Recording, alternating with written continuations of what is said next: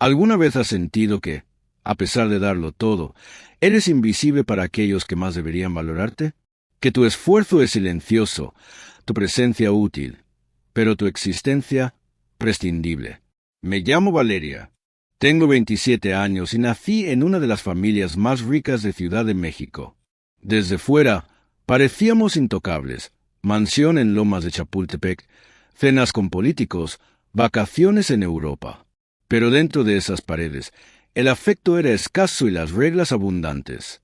Mi padre, un empresario obsesionado con el poder, manejaba a todos como piezas en su tablero. Mi madre solo asentía. Yo era la hija eficiente, discreta, que resolvía todo sin hacer ruido. Pagué cuentas, mantuve empleados, organicé la logística doméstica y empresarial. No por deber, sino por costumbre. No por amor, sino por lealtad no correspondida. Nunca imaginé que, precisamente por mi silencio, ellos creerían que podían prescindir de mí, que me echarían de casa en Navidad, que mi ausencia sería celebrada. Pero ese error les costaría caro. Esta no es la historia de una venganza.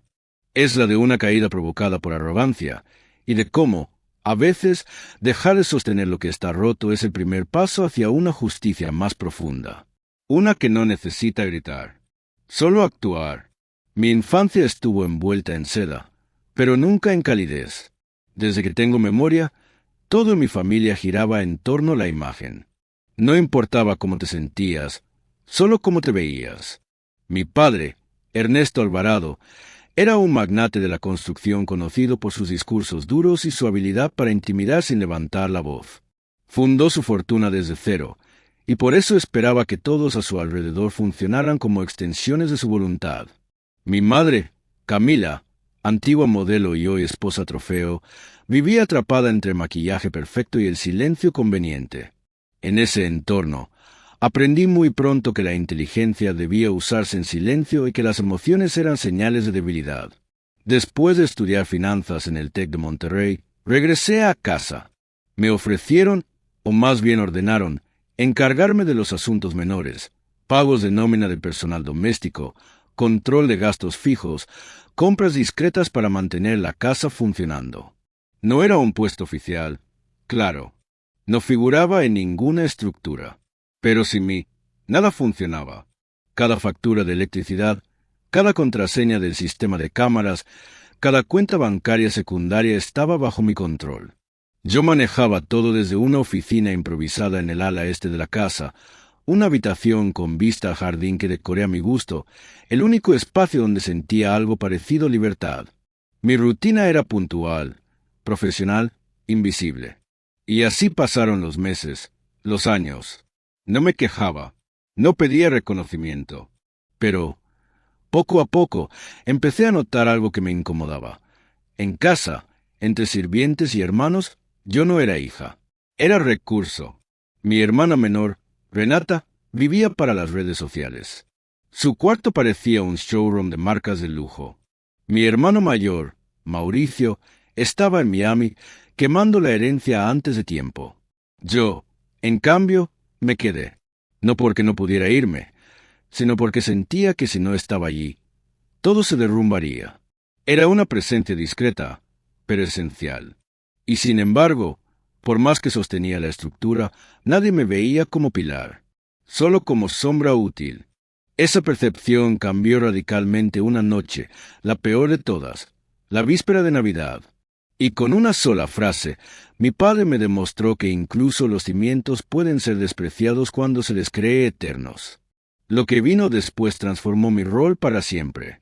Y su mundo comenzó a desmoronarse.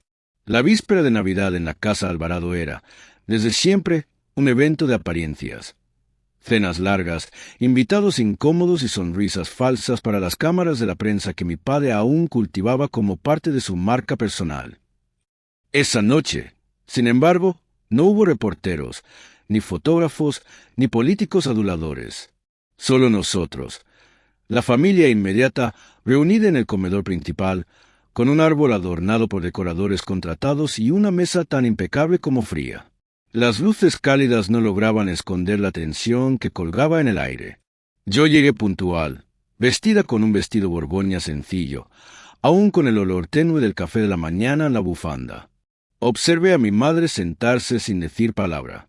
Mi hermana estaba distraída, deslizando el dedo por su teléfono.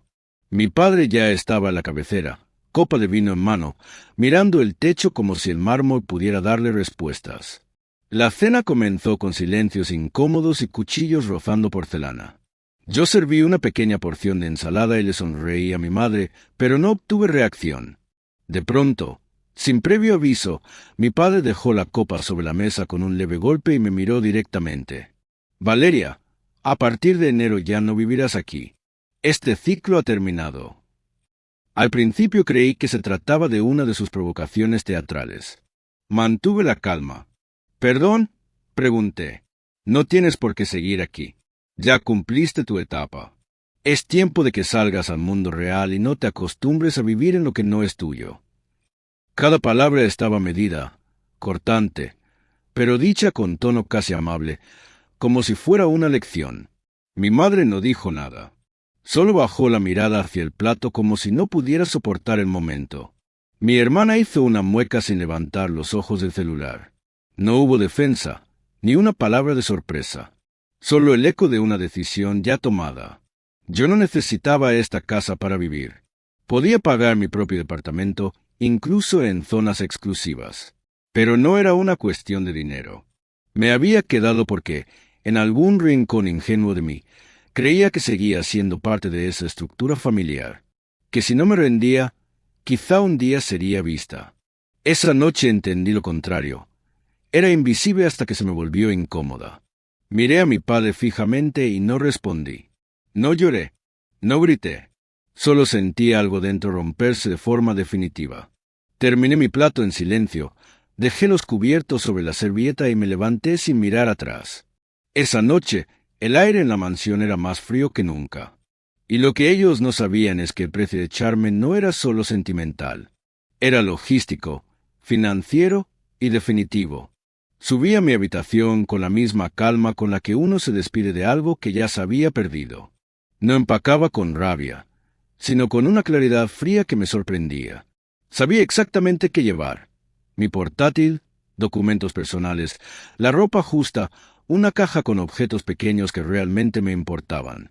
Mientras guardaba mis cosas, escuchaba desde el pasillo los pasos indiferentes del personal doméstico. Nadie vino a preguntar si necesitaba algo. Nadie se acercó. Lo tomaron como una orden más del patrón. Antes de cerrar la maleta, tomé mi celular y abrí cada una de las cuentas que había gestionado durante años. Empecé por la de electricidad, luego agua, seguridad privada, sistema de alarmas, internet, mantenimiento de piscina, jardinería externa y los pagos programados para los sueldos de personal. Uno por uno, quité mi tarjeta como método de pago. No dejé mensajes. No dejé advertencias. Años enteros sosteniendo esa casa con mi eficiencia silenciosa, y ahora, en menos de 20 minutos, la casa quedaba sin sus arterias. Cerré también las cuentas compartidas que yo misma había creado para facilitar sus vidas. Netflix, servicios de chofer, la app de supermercado que usaba mi madre, el Apple ID donde sincronizaban sus dispositivos. Al salir, le pedí al portero de la reja principal que llamara a un taxi. ¿Vas sola, señorita Valeria?, preguntó con nerviosismo. Sí, respondí sin explicación. Mientras esperaba, vi cómo las luces del jardín parpadeaban por primera vez. La electricidad estaba programada para cortarse al día siguiente. Llegué al departamento de mi amiga Regina pasada la medianoche. Ella era arquitecta, independiente y me había ofrecido su sofá en más de una ocasión. No necesitó palabras. Me abrió la puerta, me abrazó y me dejó instalarme en la habitación de visitas sin preguntas. Mañana me cuentas. Hoy solo duerme. Y dormí, por primera vez en años, sin sentirme vigilada, sin el peso de una expectativa encima.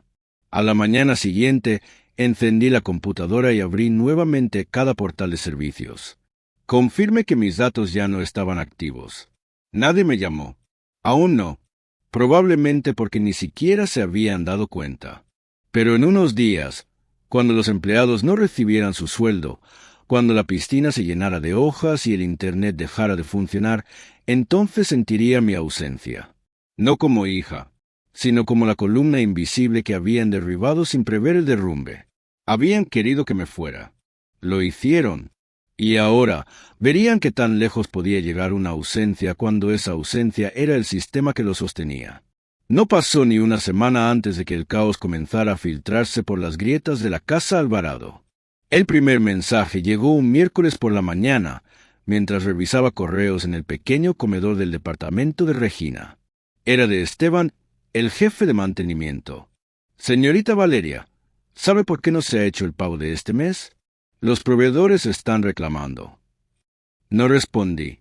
Al rato, llegaron más. La encargada del jardín, el chofer, incluso la señora de intendencia que llevaba 20 años en la casa. Todos confundidos, todos sin dirección. Ese mismo día, Tyler, uno de los escoltas personales de mi padre, me escribió por WhatsApp desde un número desconocido. Señor Alvarado está furioso. No hay línea telefónica en casa. El sistema de seguridad dejó de funcionar esta mañana. ¿Sabe algo? No respondía él tampoco, pero supe que ya lo había notado. Al día siguiente, llegó la llamada. Era mi madre. El tono era una mezcla incómoda de preocupación y falso cariño. Valeria, hola, ¿podemos hablar? Hay problemas con las cuentas. Parece que hubo un error. Fingí sorpresa. ¿Un error? ¡Qué raro! Seguro lo resolverán ustedes. Ya no vivo ahí. ¿Recuerdas? Hubo un silencio largo al otro lado. Tu padre está molesto, muy molesto. El viernes, el Internet fue cortado. Luego, el sábado, el jardinero no regresó. El agua dejó de correr con normalidad al tercer día.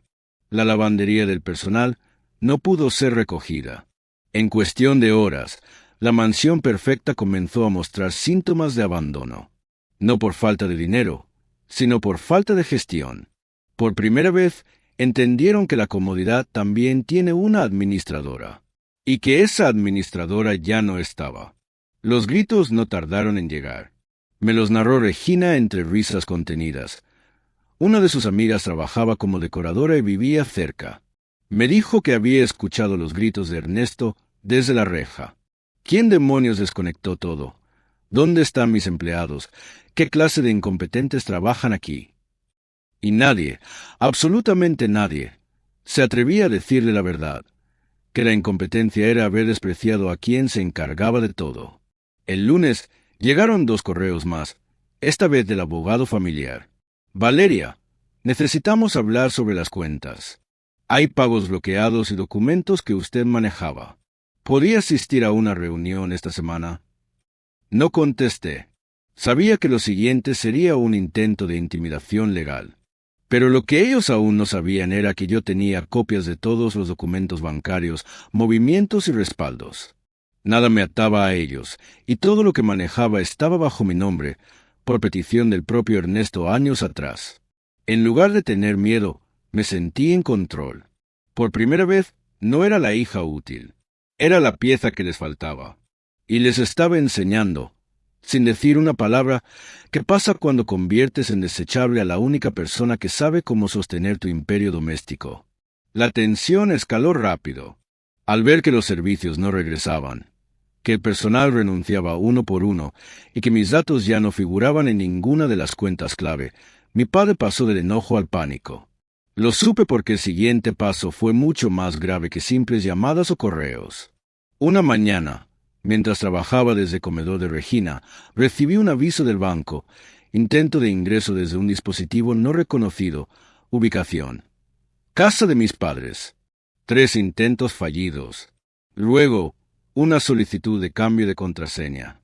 Mi respiración se detuvo por un instante. Sabía quién era. Sin perder tiempo, accedí a todas mis plataformas financieras, bancos, correo, nube, pagos automáticos. Activé la verificación en 2 pasos, cambié cada clave con códigos de seguridad avanzados e instalé autenticación biométrica. Cerré cualquier vía que pudiera haber dejado abierta. Pero no me detuve ahí. Revisé mis cuentas compartidas y encontré algo más perturbador. Mi cuenta de Uber había sido usada esa misma mañana desde un dispositivo desconocido. Las rutas coincidían con trayectos desde Lomas hasta Polanco. En la lista de viajes figuraba el nombre de mi madre. Llamé a Regina. ¿El juego va a subir de nivel?, me preguntó. ¿Ya subió?, respondí. Esa tarde fui al estacionamiento subterráneo del edificio y mi sospecha se confirmó. Mi coche no estaba. Lo había dejado aparcado ahí desde que llegué. Y ahora, desaparecido. Corrí a revisar el GPS desde la app de seguimiento. Estaba estacionado frente a la casa de mis padres. Sin dudarlo, tomé un taxi y fui hasta allá. Me detuve a una cuadra. Bajé con gorra y gafas, observando desde la distancia. Mi coche estaba ahí, claramente usado, asiento movido, vidrios sucios, una botella de agua en el portavasos que no era mía. Toqué a la puerta. Me abrió mi madre con una expresión entre sorpresa y molestia. Valeria, qué exageración. Solo tomamos el coche porque lo tenías ahí, sin usar. No respondí de inmediato. Caminé hacia el interior. En la mesa del salón vi mi laptop, la misma que creía haber empacado, pero que al parecer dejé por error. ¿Eso es mío?, pregunté. La vendí, dijo, como si fuera lo más normal del mundo. Tu padre necesitaba medicinas, y además, tú ya no vives aquí. La frialdad de su voz me paralizó por un segundo. No había culpa, solo una lógica torcida donde mis bienes eran suyos por derecho. Saqué mi celular, abrí la cámara y comencé a grabar en silencio mientras decía: gracias por confirmarlo. Esto será suficiente para la denuncia. Su rostro cambió de inmediato. ¿Qué estás haciendo? Lo que ustedes me enseñaron, dije, protegiéndome. Esa misma noche, presenté una denuncia formal por robo de vehículo y apropiación indebida de bienes personales. Incluí fotos del coche, capturas de pantalla de los viajes, el GPS y el testimonio grabado. También declaré el intento de acceso no autorizado a mis cuentas bancarias. La agente de policía que tomó la declaración me miró con seriedad. Esto no es común entre padres e hijas. Y yo solo asentí. Tampoco es común que te echen en Navidad y te roben en Año Nuevo. Mi familia ya no era familia. Era una estructura desesperada, desmoronándose, aferrándose a lo único que quedaba, el control. Pero lo que no sabían es que yo había dejado de tener miedo. Y ahora iba un paso por delante. Los días siguientes fueron un vaivén entre calma aparente y sobresaltos repentinos. Había reforzado todos mis accesos digitales, cambiado contraseñas, bloqueado tarjetas y actualizado sistemas de seguridad. Pero algo en mi interior no lograba relajarse del todo. Tenía la sensación de que no sería suficiente, de que algo más vendría. Y no me equivoqué. Una mañana de sábado, mientras salía de la ducha, escuché a Regina llamarme con urgencia desde la sala. Su voz tenía ese tono agudo que no usaba a menos que algo fuera grave. Valeria, alguien está golpeando la puerta con fuerza. No sé quién es, pero está exigiendo que abras. Salí con el cabello mojado, apenas con una bata, y me acerqué sigilosamente al pasillo. Al mirar por la mirilla, sentí como un frío helado me recorría la espalda. Era él, mi padre. No estaba vestido con su habitual traje planchado. Llevaba una chaqueta mal abotonada, el rostro descompuesto, los ojos rojos, inyectados. Golpeaba con el puño cerrado, murmurando entre dientes palabras que apenas se entendían. Valeria, abre. No puedes esconderte. Tú eres parte de esta familia. Mi corazón comenzó a latir descontrolado, pero mis manos no temblaban. Fui por mi celular y marqué 911 sin dudarlo. Mi padre está intentando ingresar a la fuerza al domicilio donde resido. Me siento amenazada. Tiene antecedentes recientes de hostigamiento. El operador fue rápido. Los agentes están en camino. Manténgase dentro. No abra la puerta bajo ninguna circunstancia. Regina, que hasta ese momento se había mantenido al margen, me miraba con una mezcla de miedo e indignación. ¿Quieres que me quede contigo?, preguntó en voz baja. Asentí. No quería enfrentar ese momento sola. A los pocos minutos, Escuchamos las sirenas y pasos acelerados por las escaleras. 3 agentes llegaron. Uno golpeó con firmeza la puerta. «Policía, puede abrir. Estamos aquí». Abrí. Ellos entraron con rapidez. Se dirigieron directamente a mi padre, que aún estaba murmurando incoherencias frente a la puerta. «Señor Ernesto Alvarado, está interrumpiendo la paz de una residencia privada. Le pedimos que se retire de inmediato». Él giró con brusquedad. «Es mi hija. No pueden decirme que no puedo verla. Ella me debe respeto. Me debe lealtad». Los oficiales mantuvieron la calma, pero endurecieron el tono. «Usted ha sido denunciado previamente por acoso. Si no coopera, tendremos que detenerlo por alteración del orden público y amenazas». En lugar de calmarse, dio un paso hacia mí, el rostro deformado por la rabia. «Valeria, esto es culpa tuya. Tú provocaste todo esto». No retrocedí. No respondí. Solo lo miré directo a los ojos y dije, con voz firme, «No te debo nada. Tú me enseñaste que el respeto no se exige. Se gana. Y tú lo perdiste». Esa fue la última frase que escuchó antes de que los agentes lo esposaran. Lo vi alejarse entre gritos, sin dignidad, sin control, sin el poder que siempre creyó eterno. Y mientras cerraba la puerta tras ellos, me di cuenta de algo. Por primera vez, no sentí miedo. Sentí justicia. Esa noche no dormí. Aunque la policía se había llevado a mi padre y la casa estaba en silencio, mi mente seguía en alerta. Me quedé sentada en la sala, con la luz tenue encendida, repasando todo lo que había hecho hasta ahora. No me arrepentía. Cada paso fue una respuesta directa, sin excesos, sin violencia, solo límites. Pero sabía que para cerrar este ciclo necesitaba algo más, un blindaje legal. A la mañana siguiente, fui al Ministerio Público con toda la documentación que había reunido en las semanas previas. Capturas de pantalla de intentos de acceso no autorizados, la denuncia por el robo del coche, la grabación de mi madre admitiendo la venta de mi laptop, la intervención policial en casa de Regina.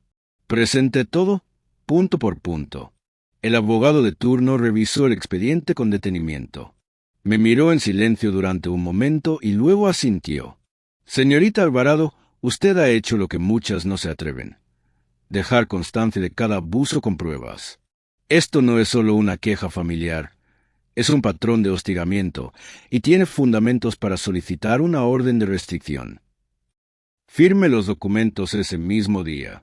Pocas horas después, recibí la confirmación de que el tribunal había aprobado una medida de protección temporal válida por 90 días, con posibilidad de extensión.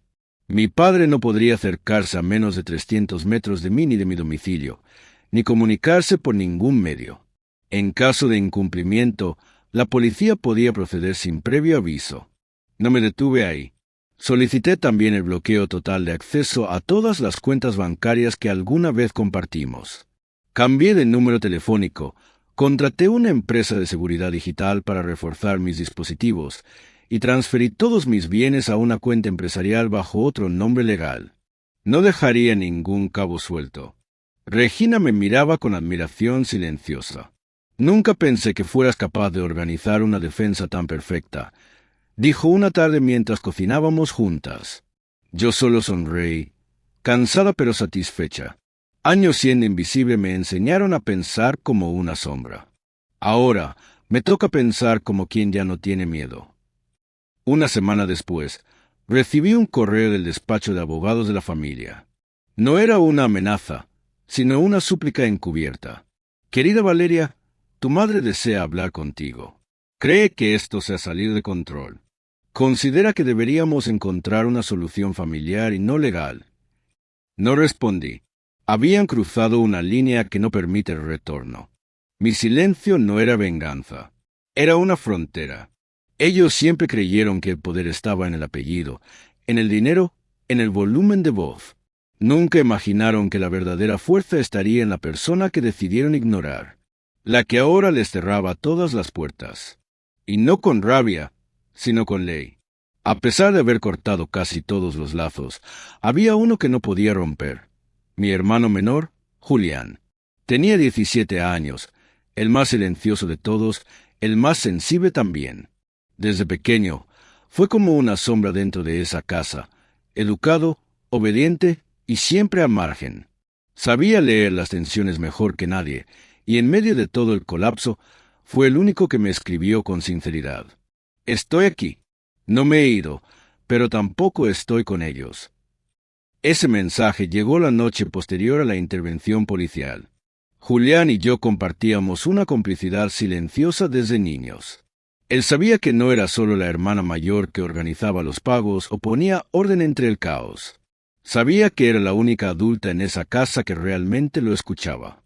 Empezamos a hablar en clave, usando una aptifrada que instalamos hacía años, más por juego que por necesidad.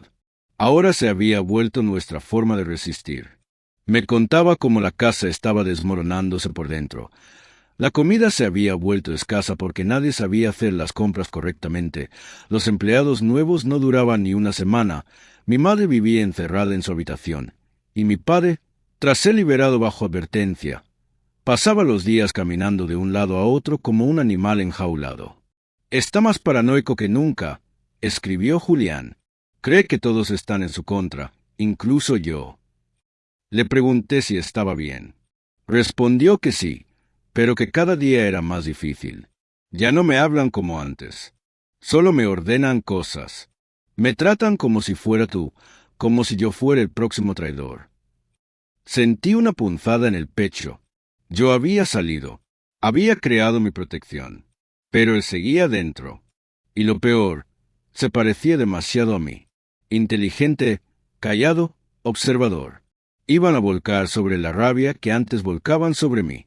Una noche, mientras yo trabajaba en mi laptop desde mi nuevo estudio, Julián me escribió algo distinto. ¿Todavía vale la promesa? Su mensaje era breve, pero el significado era inmenso. Me refería a la promesa que le hice meses atrás, cuando todo apenas comenzaba. Cuando tengas edad, yo te saco de ahí. Le respondí sin dudar. Sí, la promesa sigue en pie. Ya casi. Faltaban apenas unos meses para que cumpliera la mayoría de edad. No podía arriesgarme a sacarlo antes y enfrentar cargos legales que sus padres, mis padres, usarían sin remordimiento para impedir su libertad. Pero algo había cambiado. Ya no era yo la que quería sacarlo. Era él quien quería irse. Por voluntad propia. Por dignidad. Acordamos mantenernos en contacto todos los días.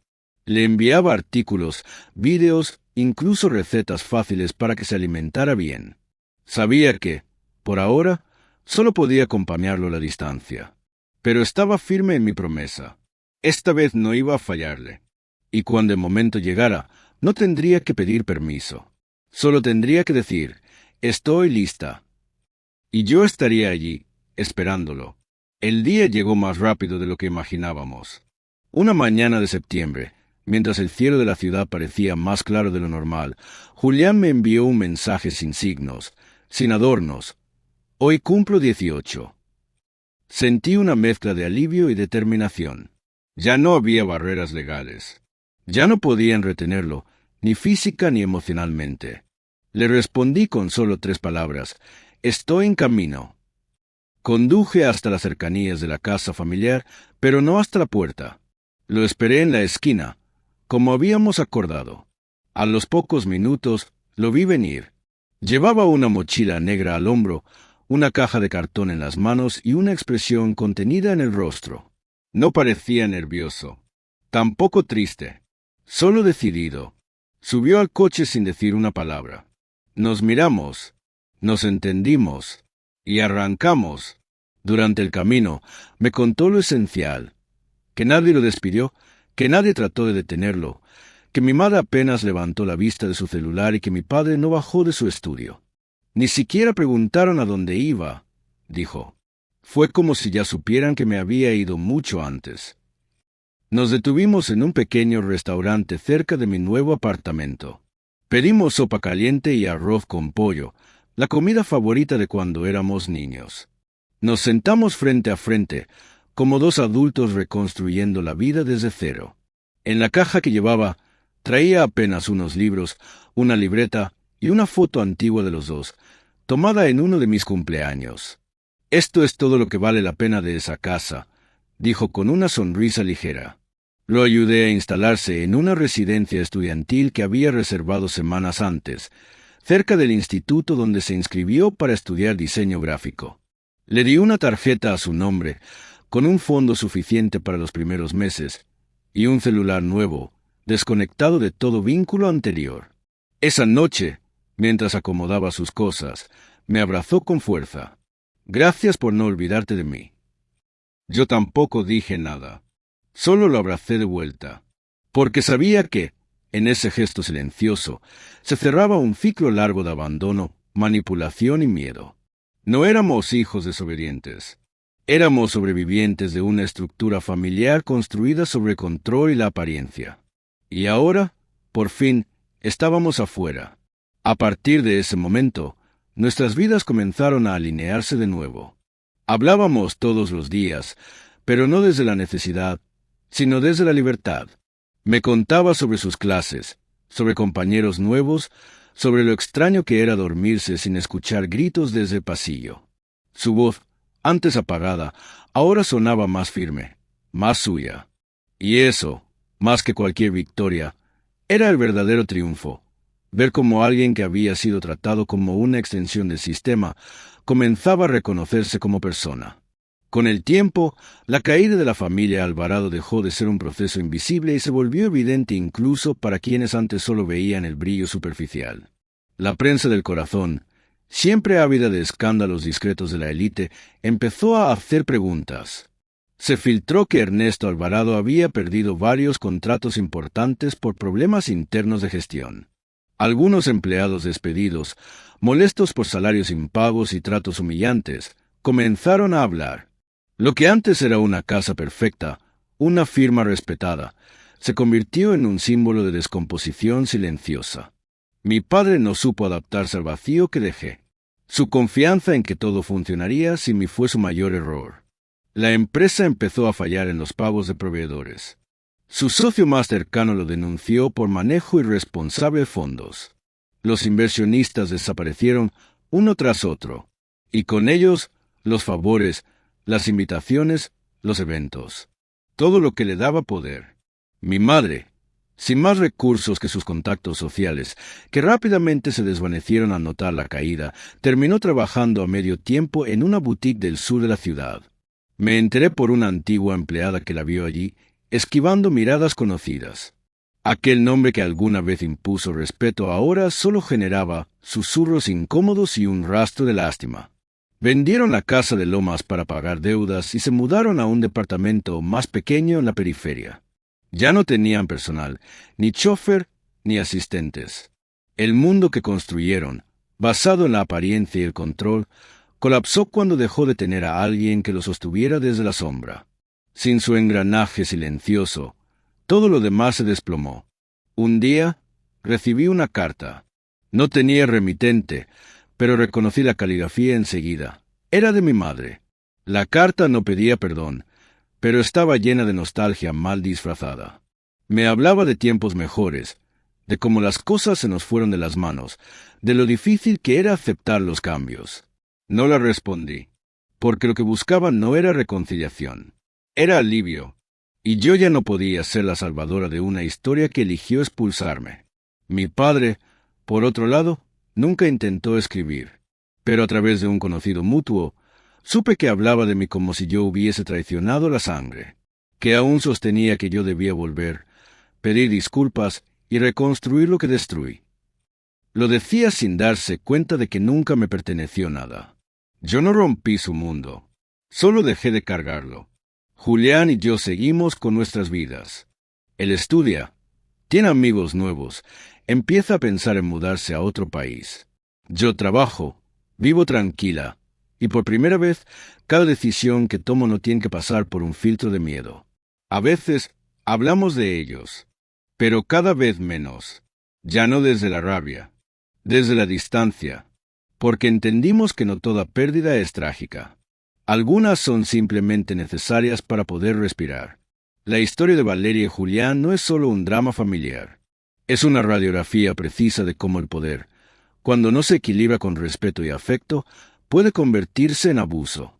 En muchas familias, especialmente aquellas con recursos y reputación, los vínculos se confunden con deberes y el amor con obediencia. Pero el hecho de compartir sangre no justifica el maltrato emocional ni la manipulación estructural. Desde una mirada psicológica y social, el acto de romper con una familia tóxica no es traición, sino autocuidado. Valeria no actuó por odio. Actuó desde el límite, desde el silencio roto, desde la dignidad recobrada. Y su decisión de acompañar a su hermano en ese proceso demuestra que la lealtad verdadera no está en aguantarlo todo, sino en construir una nueva forma de familia, basada en el respeto mutuo y la libertad. Cuando el hogar deja de ser refugio y se convierte en cárcel emocional, cortar el vínculo no es crueldad, es supervivencia. Y a veces, renunciar al apellido, al pasado y a la fachada es el único camino hacia la paz. ¿Tú qué piensas? ¿Es legítimo alejarse de la familia cuando ya no queda respeto? Te leo en los comentarios. Y si esta historia te conmovió o te hizo reflexionar, suscríbete para más relatos reales que merecen ser contados. Tu voz también importa.